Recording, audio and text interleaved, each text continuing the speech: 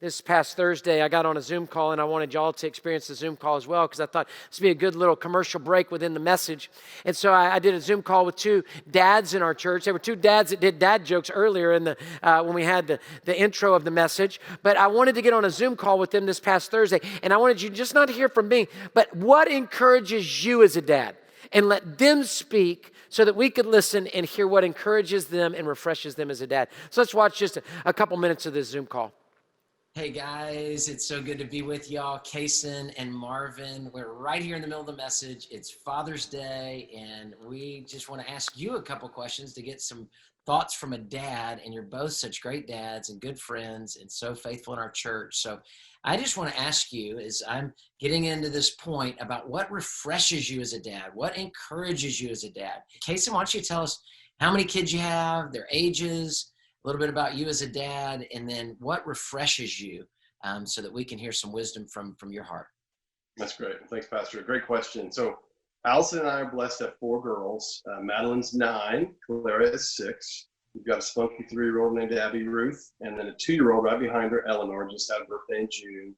And when I think about what refreshes me, it falls into several buckets. But the first I would say is that peer-to-peer encouragement, where you get into a life Bible study class or accountability group and you're talking with somebody and they go, this is what I'm struggling with. And you go, well, me too. And I think of that quote you often quote, Pastor. I think it's C.S. Lewis that says, basically going, oh, you too. I thought I was the only one, and the community is built. And so that's such a great place to do that. It's been a blessing to have dads ahead of me, guys like Marvin, friends in our lives that they can go, oh, that's what they're dealing with now. And we can watch them and learn from them, and also pouring into the dads behind us. I think a lot about the great men in my life, in my dad and my father-in-law. My dad always tells me, do the best you can and go on. And he said that to me my whole life. And it's been, Kason, you can do the best you can, and you can't always control the outcomes, but then you move on to the next thing, and you do the best you can and go on. And then finally, and maybe most importantly, when Allison, my wife, tells me I'm doing a good job as a dad, it is wind in my sails. It is just, it gives me that momentum that can carry me for weeks, for months. And so that's such a blessing. So moms, you have such a tool there you can use to love on your husbands and be a great in that way as you're doing this together in a partnership. So that's what I would say, Pastor. Man, that's good wisdom. Marvin, tell us about you. What are your kids' ages, and what's something that refreshes you as a dad on this Father's Day? Absolutely. Well, my kids at the end of summer will be 13, 11. 11-year-old is a girl, 9 and 7. So I think got 3 girls, 1 boy. They're all 22 months apart. So my wife's a trooper. One thing that refreshes me is definitely time with the family. But I have to caveat that first time with my wife separately, and then time with the family, and especially time where I don't have to coach, teach, instruct, that kind of thing. Time where we can just have fun. So if we're just, out in front of the house riding our bikes, or my daughter gets a little intrepid, she's my wanderer, we, go over to U of H main campus and ride around that campus. Just time where we get to be together. I get to see who they are, and we get to joke and laugh and all that. Those are really encouraging.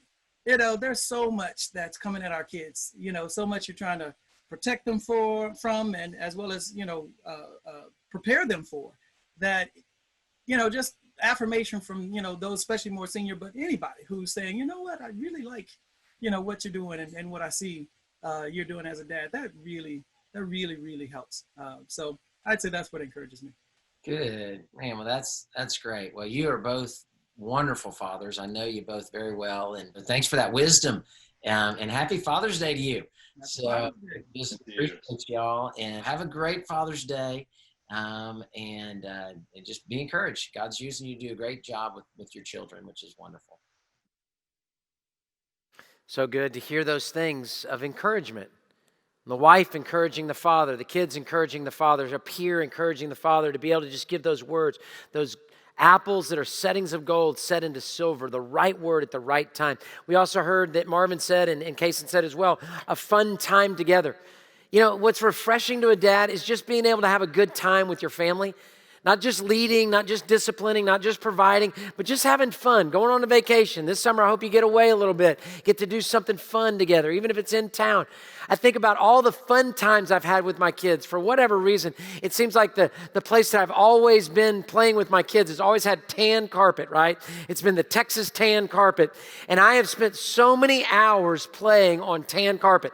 Just being together on that carpet, wrestling, playing indoor baseball, having games together, doing all sorts of fun things. That refreshes me as a dad, to be with my family in that way, to have fun. And I'll tell you what the third one is on this point. How can we refresh our dads? We can give them encouragement. We can spend fun time with them together. And even in that time thing, one other thing I wanted to tell you on that, there was a person that they said this is a quote. They said, "The greatest gift I ever received from my dad is a Christmas present I received when he gave me a small box, and inside it was a note saying, 'This year I will give you 365 hours, an hour every day after dinner. It's yours. We'll talk about what you want to talk about. We'll go where you want to go. We'll play what you want to play. It will be your hour.'"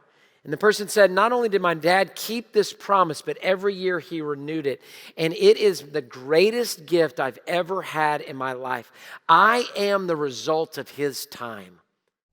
Hey, thanks for watching. To find out more about Houston's First, you can subscribe to our channel or you can go to houstonsfirst.org.